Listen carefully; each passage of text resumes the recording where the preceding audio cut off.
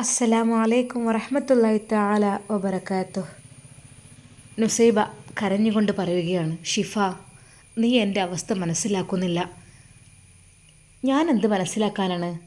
നീ ഇങ്ങനെ രീതിയിലുള്ള ചെയ്തികളൊക്കെ കരുതി കൂട്ടി ചെയ്തുകൊണ്ട് പിന്നീട് നീ എന്നോട് ഇങ്ങനെ പറയുന്നതിൽ ഞാൻ എന്ത് പറയാനാ?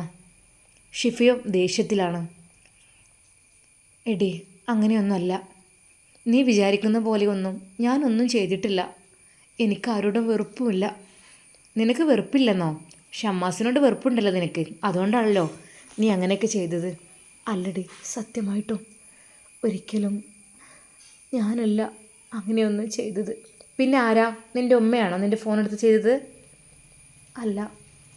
പിന്നെ ആരാ? അനിയത്തികളാണോ? നീയല്ലേ എന്നെ ശല്യപ്പെടുത്തരുത് എന്നൊക്കെ പറഞ്ഞ് മെസ്സേജ് അയച്ചത്? ഇനി ഞാൻ ഒരു ശല്യമായി വരുന്നില്ല എന്നൊക്കെ പറഞ്ഞിട്ടൊക്കെ.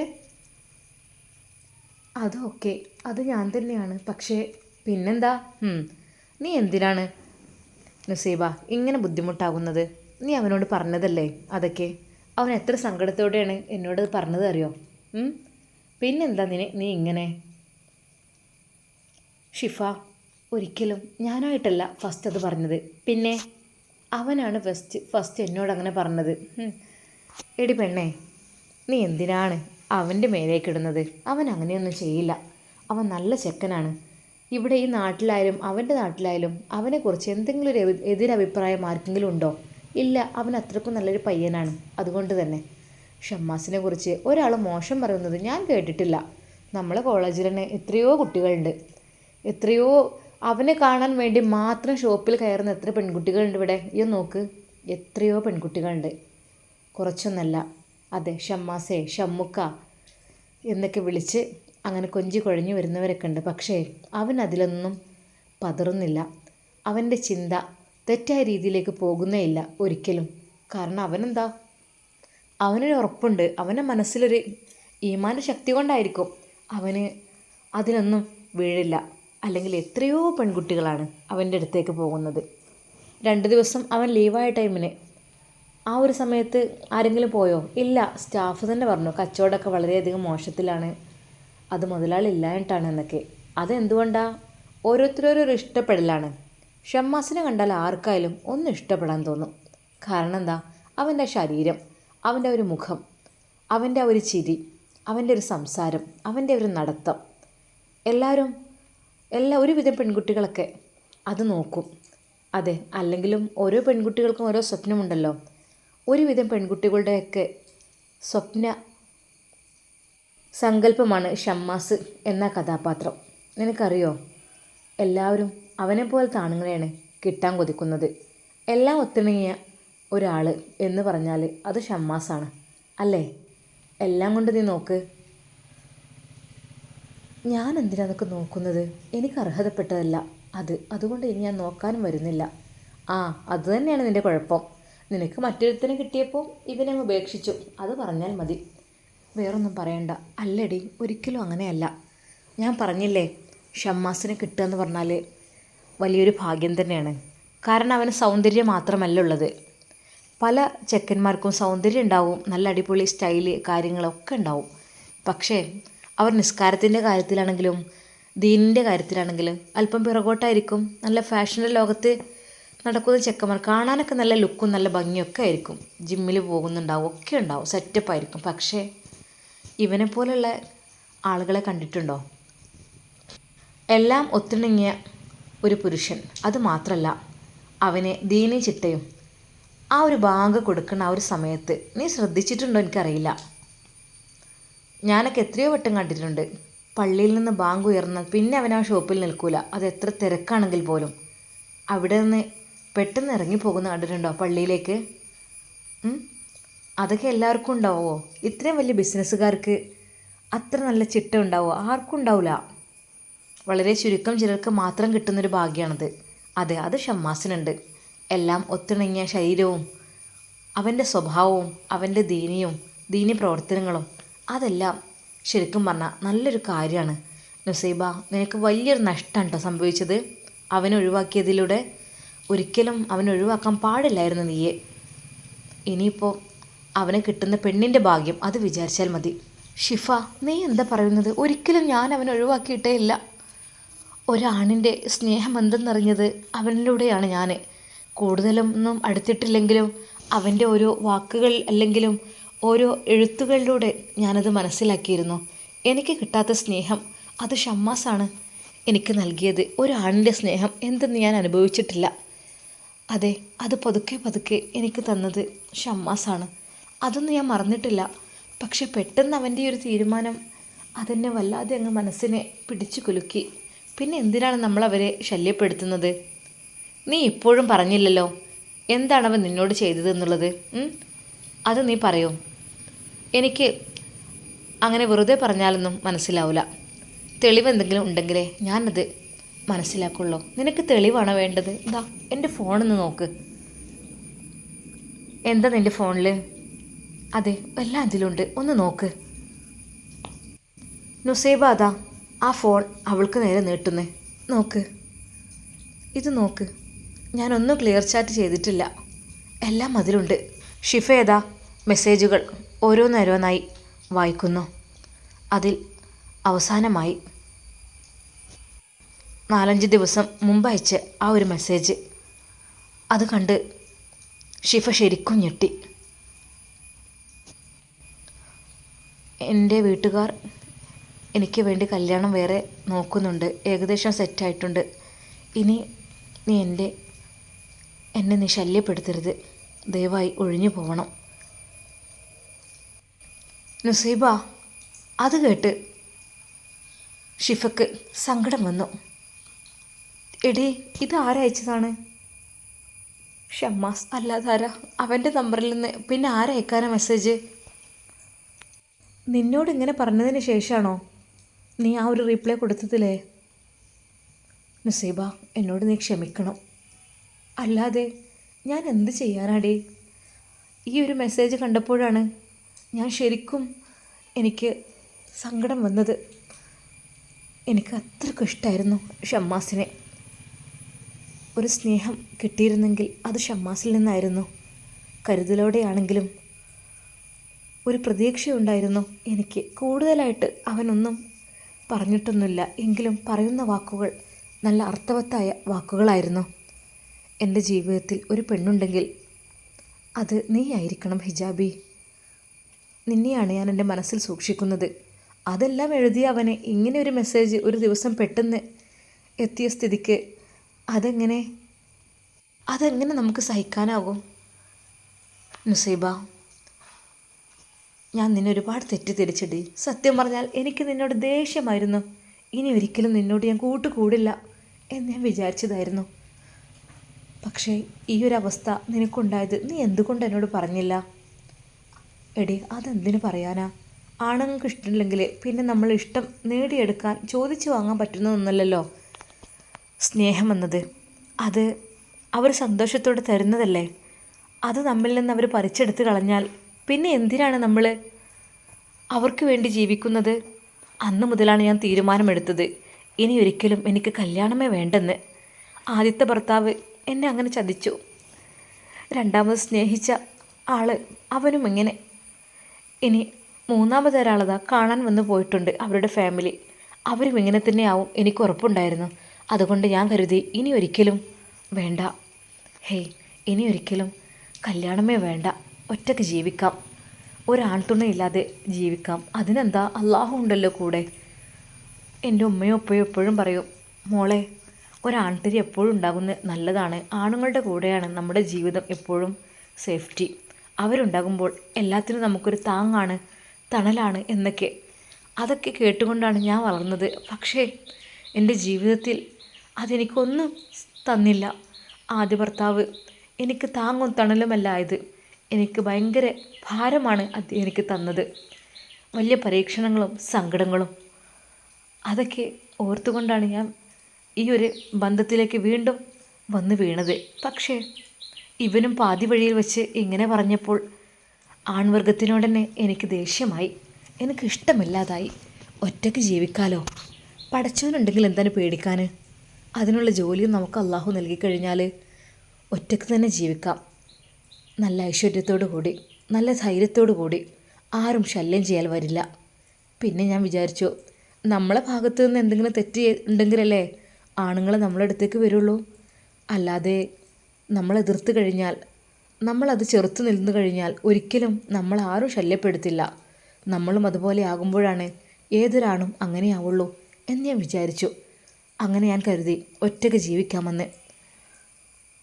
സത്യമായിട്ടും അതാണ് എൻ്റെ മനസ്സിൽ ഇപ്പോഴും ഉള്ളത്. ഈ ഒരു മെസ്സേജ് കണ്ടപ്പോൾ നിനക്ക് എന്താണ് തോന്നിയത് ഷിഫ? എനിക്കെന്ത് തോന്നാൻ, സത്യത്തിൽ അങ്ങനെ ഉണ്ടാകുമോ അറിയില്ല. ഷമ്മാസ് അങ്ങനെ അയച്ചിട്ടും പിന്നെന്താ എന്നോട് ഇങ്ങനെയൊക്കെ പറയുന്നത്? അതാണ് എനിക്കറിയാത്തത്. അത്ര സ്നേഹമുള്ള ഒരാൾ അങ്ങനെ മെസ്സേജ് അയച്ചു കഴിഞ്ഞാൽ അങ്ങനെ അയക്കുമോ? എനിക്ക് തോന്നുന്നില്ല.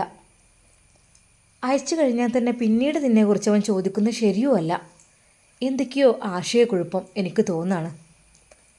എന്തൊക്കെയോ എവിടെയൊക്കെയോ ഒരു പിഴവുണ്ട്, എന്തൊക്കെയോ ഒരു തകരാറ് പോലെ.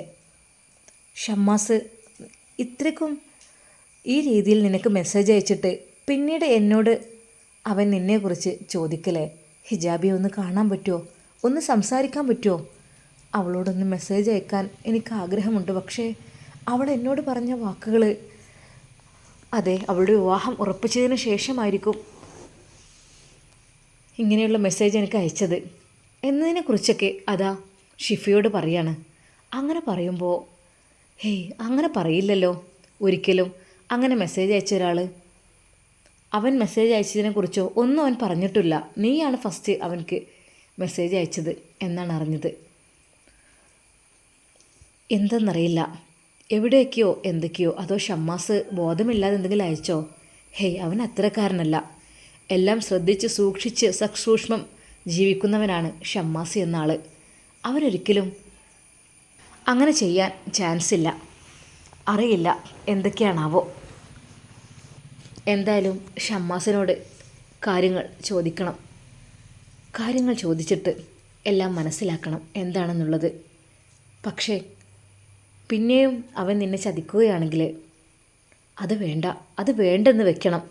അതെ നീ പറയുന്ന പോലെ ഒരാണുങ്ങളെയും എനിക്കും വിശ്വാസമില്ലാതായി തുടങ്ങി സേബ. ശരിക്കും അതെ, ആണുങ്ങളൊക്കെ ഇങ്ങനെയാണോ എന്നും എനിക്കും തോന്നുകയാണ്. ഷമ്മാസ് അങ്ങനെ അയക്കുകയാണെങ്കിൽ ഒരിക്കലും പിന്നെ അവനെ വിശ്വസിക്കാൻ പറ്റില്ല. അവനോട് ഞാൻ ഒരിക്കലും കൂട്ടുകൂടില്ല, നിന്നെക്കുറിച്ച് സംസാരിക്കില്ല.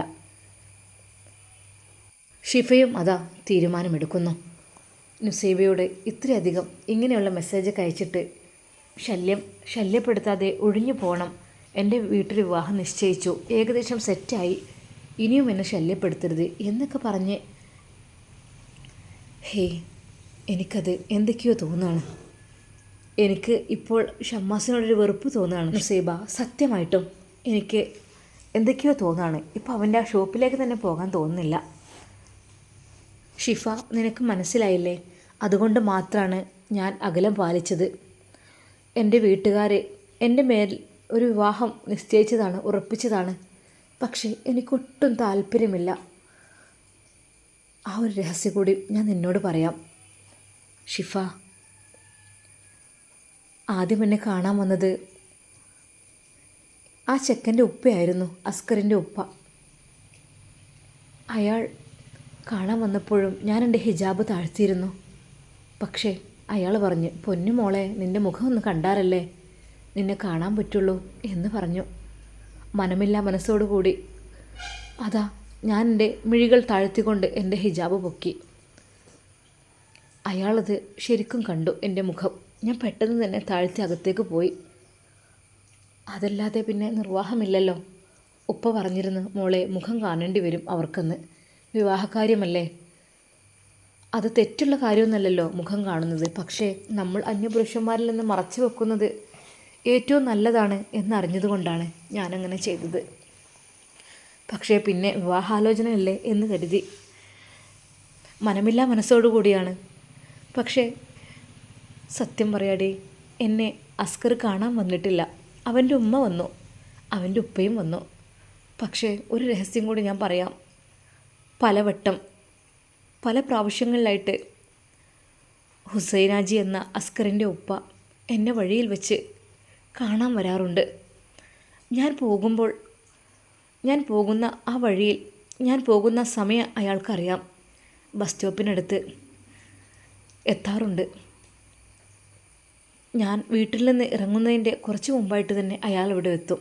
എന്നോട് പലവട്ടം പറയും, മോളെ വണ്ടിയിൽ കയറിക്കോ, വാ നിന്നെ സ്കൂളിലേക്ക് കൊണ്ടുവിടാം. വലിയൊരു വാഹനമാണ് അയാളുടെ. ഞാൻ പറയും വേണ്ട, ബസ് വരും. പക്ഷേ അയാൾ വീണ്ടും വീണ്ടും നിർബന്ധിക്കും, നീ കയറിക്കോ മോളെ, നമ്മളെ വീട്ടിലേക്ക് വരാനുള്ളതല്ലേ നീയെ, നിനക്കെന്ത് ഇത്ര നാണം, ആ ബസ്സിൽ എന്തിനാണ് നീ തിക്കി തിരക്കി പോകുന്നത്, നിനക്ക് വിശാലമായ വാഹനമുണ്ടല്ലോ, ഇതൊക്കെ നമ്മുടേതാണ്, നീ കയറിക്കോ എന്ന് പലവട്ടം അയാൾ പറഞ്ഞിട്ടുണ്ട്. പക്ഷെ അതിൽ നിന്നൊക്കെ ഞാൻ തെന്നി മാറിപ്പോയിട്ടുണ്ട്. ഒരിക്കൽ പോലും അതിൽ കയറിയിട്ടില്ല. നുസൈബ, നീ എന്തൊക്കെയാടി പറയുന്നത്? നിൻ്റെ ജീവിതത്തിൽ എന്തൊക്കെയാണ് നടക്കുന്നത്? അതേടി, നമ്മൾ വളരെയധികം സൂക്ഷിച്ച് ജീവിക്കണം എന്ന് വിചാരിച്ചു കഴിഞ്ഞാലും ചില ആളുകൾ നമ്മൾ ശല്യപ്പെടുത്തിക്കൊണ്ടിരിക്കും. എടി പെണ്ണെ, അതപ്പോൾ അസ്കറിൻ്റെ ബാപ്പയല്ലേ? ബാപ്പ എന്ന രീതിയിലല്ലേ? അപ്പോൾ ബാപ്പയാകുമ്പോൾ നമുക്ക് വേറൊന്നും തോന്നൂലല്ലോ. നമ്മളെ സുരക്ഷയ്ക്ക് വേണ്ടിയല്ലേ അവർ അങ്ങനെ പറയുന്നത്. നിന്നോടുള്ള ദയ കൊണ്ടായിരിക്കും. എന്തായാലും നീയല്ലേ അവിടുത്തെ ഭാവി മരുമകൾ, അപ്പോൾ അതിനുള്ളൊരു സേഫ്റ്റിക്കായിരിക്കും. ഒരിക്കലുമല്ലടി. ഹുസൈനാജിക്ക് എന്നെ കാണുമ്പോൾ വേറൊരു നോട്ടാണ്. സത്യമായിട്ടും എന്നോട് എന്തെന്നില്ലാത്ത വേറൊരു നോട്ടം. എനിക്ക് ആ നോട്ടം കാണുന്നത് ഇഷ്ടമല്ല. സംഭവം അയാൾ കുറച്ചൊക്കെ പ്രായമായിട്ടുണ്ട്. എന്നാലോ എത്രയൊക്കെ തന്നെയായാലും എൻ്റെ വാപ്പയുടെ കൂടെയുള്ളതോ മൂത്തതോ ആയിരിക്കും. എന്നാലും ഞാനൊരു മോളുടെ പ്രായമല്ലുള്ളൂ, ഞാനൊരു കുട്ടിയുടെ പ്രായമാണ് അയാളുടെ. അയാളെ മോനെന്ന് വെച്ചാൽ എൻ്റെ മൂത്തതാണ്. എന്തായാലും അയാളെ മൂത്ത മോൻ അതായിരിക്കാം. പക്ഷേ എന്നാലും എന്നോട് കാണിക്കുന്നത് അയാൾ ഒരു മോളോടുള്ള സ്നേഹമല്ലടി. ഒരിക്കലും അയാൾ വേറൊരു രീതിയിലാണ് എന്നെ കാണുന്നത്. നുസൈബ, സത്യം പറഞ്ഞാൽ നിൻ്റെ ജീവിതം വല്ലാത്തൊരു അവസ്ഥയാണല്ലേ? അതേടി, ഞാൻ എൻ്റെ വീട്ടുകാരോട് അത് പറഞ്ഞിട്ടില്ല. വഴിയിൽ വെച്ച് അയാൾ എന്നെ തടയുന്നതും വാഹനത്തിൽ കയറാൻ വേണ്ടി പറയുന്നതും. ഇനി അവർക്കതൊരു ബുദ്ധിമുട്ടാണ്ടെന്ന് വിചാരിച്ചിട്ട് മിണ്ടാതെ ക്ഷമിച്ച് നിൽക്കുകയാണ് ഞാൻ. എൻ്റെ ഉമ്മാക്കും ഉപ്പാക്കും അതൊക്കെ ഒരു വേദനയാവുമല്ലോ എന്ന് വിചാരിച്ചിട്ട്. പക്ഷേ എൻ്റെ ഉമ്മാക്ക് ആ വീട്ടിലേക്ക് എന്നെ വിവാഹം കഴിക്കാൻ താല്പര്യം മറ്റൊന്നുകൊണ്ടുമല്ല. എന്നെ അവിടുത്തെ വീട്ടിൽ നിർത്തൂല, അസ്കർ എന്നെ പെട്ടെന്ന് ഗൾഫിലേക്ക് കൊണ്ടുപോകും എന്നുള്ള രീതിയിലാണ് എൻ്റെ ഉമ്മ അത് സമ്മതിച്ചത്. വീട്ടിലേക്ക് നിർത്താൻ എൻ്റെ ഉമ്മാക്ക് താല്പര്യമില്ല. അവൻ ജീവിക്കുകയാണെങ്കിൽ അവൻ്റെ കൂടെ ജീവിക്കണം എന്നുള്ള രീതിയിലാണ് അത് പിന്നെയും അങ്ങനെ വന്നത്. അല്ലാതെ ഒരിക്കലും ആ ഉമ്മ തന്നെ പറഞ്ഞു, ഒരിക്കലും വീട്ടിൽ നിൽക്കണ്ട മോളെ, വിവാഹം കഴിഞ്ഞിട്ട് മോള് പോയിക്കൊണ്ടി അവൻ്റെ കൂടെ വിദേശത്തേക്ക്, അവിടെ ജോലി ചെയ്യേ പഠിക്കേ എന്ത് വേണമെങ്കിലും ചെയ്തോണ്ടി, എൻ്റെ മോനെ നിന്നെ പൊന്നു പോലെ നോക്കൂ എന്ന് അവർ പറഞ്ഞിരുന്നു. ആ ഉറപ്പുമേലാണ് ഉമ്മ അത് ഉറപ്പിച്ചു വെച്ചത്. എടി, സംഭവം പെശകാണല്ലോ. ഇങ്ങനെ ആയിക്കഴിഞ്ഞാൽ കല്യാണം കഴിക്കാൻ പോകുന്ന ചെക്കൻ്റെ ഉപ്പ മരുമകളെ ശല്യപ്പെടുത്തുകയോ? അയ്യേ, എന്തൊരു നാണക്കേടാണത്. ഇതുവരെ ശല്യപ്പെടുത്തിയിട്ടില്ല. പക്ഷേ സ്കൂളിൽ പോകുമ്പോൾ 2-3 തവണ എന്നോട് വാഹനത്തിൽ കയറാൻ പറഞ്ഞിട്ടുണ്ട്, കൊണ്ടുവിടാമെന്ന് പറഞ്ഞിട്ടുണ്ട്, എന്തിനാന്ന് പേടിക്കുന്നതെന്ന് ചോദിച്ചിട്ടുണ്ട്. പക്ഷെ അതൊന്നും ശരിയല്ലല്ലോ. നിക്കാഹ് കഴിഞ്ഞിട്ടില്ലല്ലോ.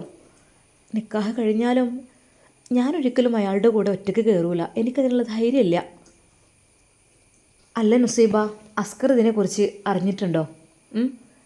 അവനറിയോ ഞാൻ കെട്ടാൻ പോകുന്ന പെണ്ണിനെ എൻ്റെ ഉപ്പയോടാണ് കൂടുതൽ സ്നേഹം എന്നുള്ളത്? അറിയില്ല, അതൊന്നും ഞാൻ അറിഞ്ഞിട്ടില്ല. പക്ഷെ അവരുടെ ഉമ്മ ഒരു പാവാണ് അവരുടെ ഉമ്മ. ഒരുപാട് സഹിച്ചിട്ടുണ്ടെന്ന് തോന്നുന്നു അയാളുടെ അടുത്തുനിന്ന്. എന്നോട് ഒരുപാട് സംസാരിച്ചു. ഒരുപാട് കഥകൾ ആ ഉമ്മാക്ക് എന്നോട് പറയാനുണ്ട് എന്നെനിക്ക് തോന്നി. പാവാണ്. അങ്ങനെയുള്ള ആണുങ്ങളുടെ പെണ്ണുങ്ങൾ അത്രക്കും പാവങ്ങളായിരിക്കും. അല്ലെങ്കിൽ അയാൾ അങ്ങനെ ചെയ്യാൻ പാടുണ്ടോ? ഞാൻ സ്കൂളിൽ പോകുന്ന വഴിയിൽ എന്നോട് വണ്ടിയിൽ കയറാൻ പറയാം. അതൊക്കെ ആ ഉമ്മ അറിഞ്ഞ് എത്ര സങ്കടം ഉണ്ടാവും. എനിക്ക് സത്യം പറഞ്ഞാൽ താല്പര്യമേ ഇല്ലടേ ഈ ഒരു വിവാഹത്തിനോട്. ബാപ്പ എങ്ങനെയാണ്, ഇനി മോൻ എങ്ങനെ, അതൊന്നും പറയാൻ പറ്റില്ല. പക്ഷെ മോനെക്കുറിച്ചുള്ള അഭിപ്രായം വളരെ നല്ലതാണ്. എങ്കിലും എനിക്കതൊട്ടും ഇഷ്ടമല്ല. എൻ്റെ മനസ്സിൽ അതിനെക്കുറിച്ചുള്ള ചിന്ത തന്നെയില്ല. ഞാൻ ഇപ്പോഴും ദുആ ചെയ്യാണ്, പഠിച്ചോനെ ആ വിവാഹം നടക്കാതിരുന്നാൽ മതിയായിരുന്നു. എനിക്കിഷ്ടമില്ലാത്ത ബന്ധമാണ് അത് എന്നൊക്കെ പറഞ്ഞ് നുസൈബയുടെ കഥയെല്ലാം ഷിഫ അതാ കേൾക്കുന്നു. പാവം, എല്ലാം കൊണ്ടും ജീവിതം മുട്ടിയ പെണ്ണ്.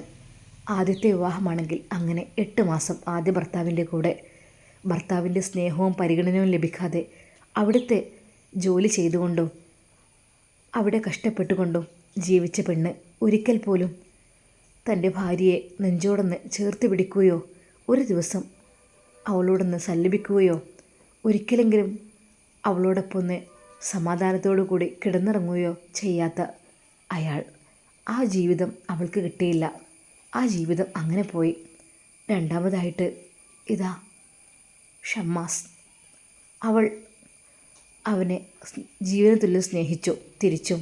പക്ഷേ അവൻ വിവാഹം ആലോചിച്ചു ഒഴിഞ്ഞു തരണം എന്ന് പറഞ്ഞ് അങ്ങനെ ഒരു മെസ്സേജ്. അപ്പോഴും അവൾ ഒരുപാട് കഷ്ടപ്പെട്ടു, സങ്കടപ്പെട്ടു, വേദനിച്ചു. അതാ ഇപ്പോൾ മൂന്നാമതായിക്കൊണ്ട് ഒരു ഹുസൈനാജി. അതെ, അവളെ തൻ്റെ മകൻ്റെ ഭാര്യയാക്കാമെന്ന് പറഞ്ഞ് പേരും മനസ്സിലെ ചിന്ത വേറെയും വെച്ച് നടക്കുന്ന ഹുസൈനാജി അവളെ ഇപ്പോഴും ശല്യപ്പെടുത്തിക്കൊണ്ടിരിക്കുന്നു. പടച്ച റബ്ബേ, സൗന്ദര്യം കുറച്ച് കൂടിയാലും കേടാണ്. ഒരു പെൺകുട്ടികളെയും വെറുതെ വിടാത്ത ആളുകളായിരിക്കും. സത്യം പറഞ്ഞാൽ നുസൈബ ഹിജാബ് ഒന്ന് പൊക്കി നടന്നിരുന്നെങ്കിൽ അവളുടെ പിന്നാലെ ഒരുപാട് ആളുകൾ കൂടും.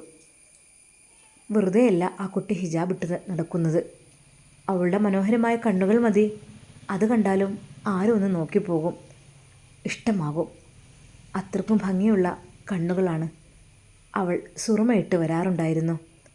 അതെ, ഷമ്മാസിനെ ഇഷ്ടമുള്ള അന്ന്. പക്ഷേ ഇപ്പോൾ അവൾ അതും ഒഴിവാക്കി.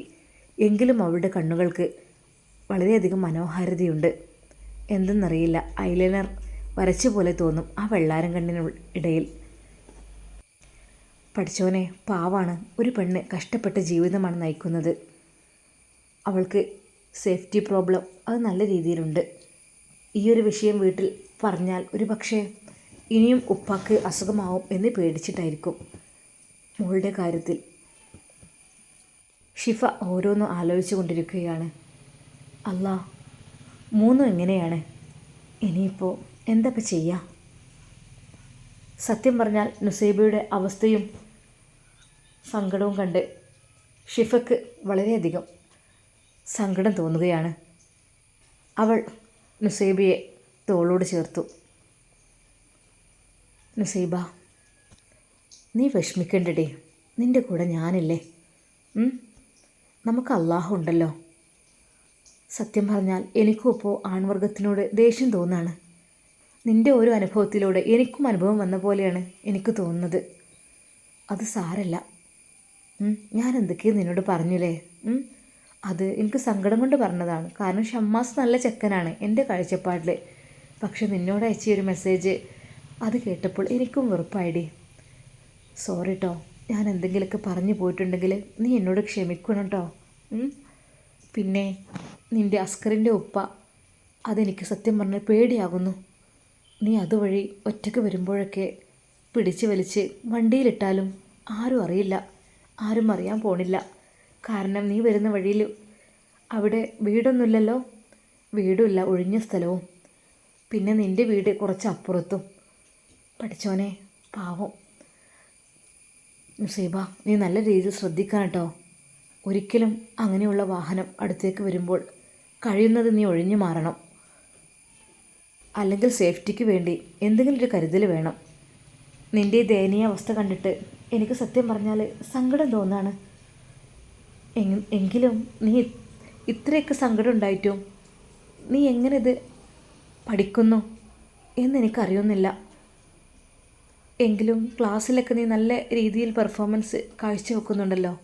ഇത്രയൊക്കെ മനസ്സിൽ സങ്കടം ഉണ്ടായിട്ടും നിനക്ക് പഠിക്കാനുള്ളതൊക്കെ നീ കറക്റ്റായിട്ട് ചെയ്യുന്നുണ്ട്.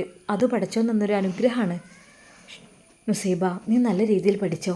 നീ വിചാരിച്ച രീതിയിൽ ഒരു ഉന്നത ഡോക്ടറായിട്ട് നീ ഇറങ്ങണം. ഡോക്ടർ നുസൈബയായിട്ട്. അതിന് കട്ട സപ്പോർട്ടായി ഞാനും ഉണ്ടാവും നിൻ്റെ കൂടെ, ഇൻഷാ അല്ലാ. തൻ്റെ പ്രിയപ്പെട്ട കൂട്ടുകാരി തൻ്റെ സങ്കടങ്ങളെല്ലാം മനസ്സിലാക്കിയിരിക്കുന്നു. തന്നെ ഇതുവരെ തെറ്റിദ്ധരിച്ചിരുന്ന അവൾ എന്നെ മനസ്സിലാക്കി എന്നറിഞ്ഞപ്പോൾ നുസൈബക്ക് വളരെയധികം സന്തോഷം തോന്നി. ഷിഫ പറഞ്ഞു, നുസൈബ, നിൻ്റെ സ്ഥാനത്ത് ഞാനായിരുന്നെങ്കിലും ഇങ്ങനെയൊക്കെ ചെയ്യുമായിരുന്നു. പക്ഷേ നീ ആയതുകൊണ്ട് ഇങ്ങനെയെങ്കിലും ക്ഷമിക്കുന്നു. ഞാനൊക്കെ ആണെങ്കിൽ നേരിട്ട് പോയി അവനെ ചീത്ത പറഞ്ഞേനെ. ഷിഫ, എന്തിനിടെ? നമുക്ക് അള്ളാഹു കണക്കാക്കിയതൊക്കെ നമ്മുടെ ജീവിതത്തിൽ വരും. ചില സമയത്ത് സങ്കടപ്പെടണമെന്നും ചില സമയത്ത് സന്തോഷം ഉണ്ടാവുമെന്നും അതൊക്കെ പഠിച്ചവൻ്റെ കൽപ്പന പ്രകാരമല്ലേ. നമ്മളതെല്ലാം ക്ഷമിക്കണം. എങ്കിലും എനിക്ക് ഷമ്മാസ് ഇങ്ങനെ പറഞ്ഞപ്പോൾ വല്ലാത്തൊരു വിഷമമുണ്ടായിരുന്നു, വേദനയുണ്ടായിരുന്നു. സത്യം പറഞ്ഞാൽ പഠിച്ച റബ്ബേ, എന്താണ് ഇങ്ങനെയൊക്കെ എൻ്റെ ജീവിതത്തിൽ എന്ന് വരെ ഞാൻ ചിന്തിച്ചു പോയിരുന്നു. അല്ലാതെ എനിക്ക് ആരോടും ഒരു ദേഷ്യവും വെറുപ്പും ഒന്നുമില്ല. ഷമ്മാസ് അത് പറഞ്ഞപ്പോൾ വല്ലാതെ വേദനിച്ചു മനസ്സ്. ഇനിയും ഒരു കൂട്ടുകെട്ട്, ഒരു സുഹൃത്ത് ബന്ധം വേണ്ട, പ്രത്യേകിച്ച് ജെൻസിനോട് എന്ന് ഞാൻ മനസ്സിൽ ഉറപ്പിച്ചു. പക്ഷേ അതെല്ലാം പറഞ്ഞ് നീയും എന്നെ വിട്ട് പോയപ്പോൾ, നീ എന്നോട് പിണങ്ങിയപ്പോൾ എൻ്റെ മനസ്സ് വല്ലാതെ വേദനിച്ചിടേ. എനിക്ക് ഈ ജീവിതത്തിൽ, ഈ ദുനിയാവിൽ എന്നെ സ്നേഹിക്കാൻ ആരുമില്ല എന്നൊരു തോന്നൽ എന്നെ കൂടുതൽ അലട്ടിയിരുന്നു. നുസൈബ, നീ എന്നോട് ക്ഷമിക്ക്, പൊറുക്ക്. അറിയാതെയല്ലേ, എനിക്ക് നിന്നോടുള്ള ഇഷ്ടം കൊണ്ടാണ്.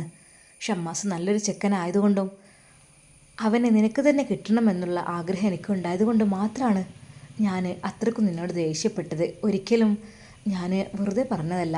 എൻ്റെ മനസ്സിൽ നല്ല സങ്കടം ഉണ്ടായിരുന്നു. ഇപ്പോഴെനിക്കെല്ലാം മനസ്സിലായി. പക്ഷേ ഷമ്മാസിനോട് എനിക്ക് ചിലത് ചോദിക്കാനുണ്ട്, എനിക്ക് ചിലത് അവനോട് പറയാനുണ്ട്. എനിക്കെല്ലാം ചോദിച്ചറിയണം. എന്തിന്? വേണ്ടടി, അവർ സുഖമായി ജീവിച്ചോട്ടെ. നമ്മളൊരിക്കലും ഒരു ശല്യമായിട്ട് അവരുടെ ജീവിതത്തിലേക്ക് പോകണ്ട. ഷമ്മാസ് അവൻ്റെ പുതിയ ബന്ധത്തോടൊപ്പം, അതെ, അവൻ്റെ പെണ്ണിൻ്റെ കൂടെ അവൻ ജീവിച്ചോട്ടെ. നമ്മൾക്ക് അതെല്ലാം ഒരു സ്വപ്നമായി കണക്കാക്കാം. അല്ലാതെ നുസൈബ, നിനക്ക് എങ്ങനെ ഇത് പറയാൻ കഴിയുന്നു? എനിക്കാണെങ്കിൽ സഹിക്കില്ല. ഞാനാണെങ്കിൽ എന്തെങ്കിലുമൊക്കെ ചെയ്തു പോയേനെ. ഷിഫ, പ്ലീസ്, നമ്മൾ അങ്ങനെയൊന്നും ചിന്തിക്കാൻ പാടില്ല. അള്ളാഹു നൽകിയ ജീവനല്ലേ, നമ്മളൊരിക്കലും അത് അപായപ്പെടുത്തരുത്. അത് അള്ളാഹു കൊണ്ടുപോകുമ്പോൾ മാത്രം കൊണ്ടുപോകട്ടെ. അല്ലാതെ മനസ്സിന് താങ്ങാത്ത വിഷമം വന്നെന്ന് വിചാരിച്ചിട്ട് പലരും ആത്മഹത്യ ചെയ്യുന്നത് പതിവാണ്. ഹേയ്, എന്നെ ഒരിക്കലും അതിന് കിട്ടില്ല. എന്തിനാണ് ഈമാനില്ലാത്ത മരണം? അങ്ങനെ ഒരു മരണം ഞാൻ ആഗ്രഹിക്കുന്നേയില്ല. അത് എത്ര തന്നെ കഷ്ടപ്പെട്ടാലും ദുനിയാവ് എന്നത് ഒരു പരീക്ഷണ സ്ഥലമാണ്. നമ്മളിവിടുത്തെ വിരുന്നുകാരാണ്, ഒരിക്കലും സ്ഥിരമായി ജീവിക്കാൻ വന്നതല്ലല്ലോ എന്ന് ഞാൻ ആലോചിക്കും. നബിമാരെക്കുറിച്ചുള്ള ആ ഒരു ചരിത്രങ്ങളും കഥകളൊക്കെ കേൾക്കുമ്പോൾ അവരെത്രയോ കഷ്ടപ്പെട്ടവരാണ്.